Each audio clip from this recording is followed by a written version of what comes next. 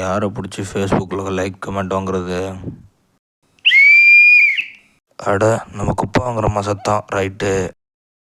எனக்கும் அந்த அண்ணன் மாதிரி பெரிய பணக்காரன் ஆகணும்னு ஆசைடா. ஆமாண்டா, எனக்கும் அதான்டா ஆசை. நீ ஃபஸ்ட்டு வாழை போடுறா.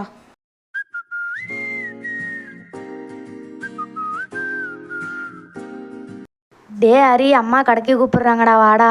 சரி வாடா ரிச்சஸ், போகலாம். பேட்டை கொடுத்துருப்பாடா, நானாச்சும் விளையாடுவேல. இந்தாடா மட்டும் நீ வச்சுக்கோ.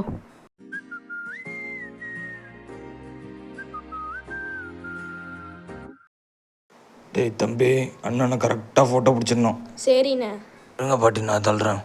பரவாயில்ல தம்பி, உதவியெல்லாம் செய்யுத. அப்பாடா, இன்னைக்கு லைக்கு கமெண்ட் வாங்க ஒரு ஃபோட்டோ கிடச்சிச்சு. ஒரு சோடாவை குடிப்போம். நான் சோடா ஒன்று கொடுங்கண்ணே.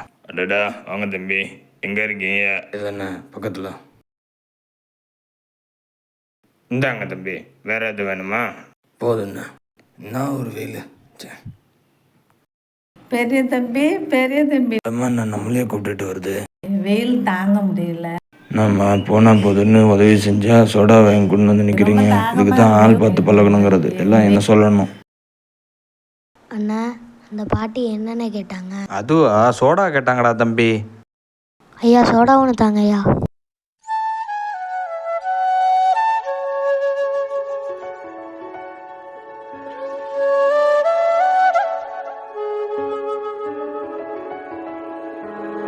இந்தாங்க பாட்டி சோடா. நன்றி தம்பி, ஒரு சோடா தான் கேட்டேன், இதுக்கு போய் திட்டுறாரு தம்பி.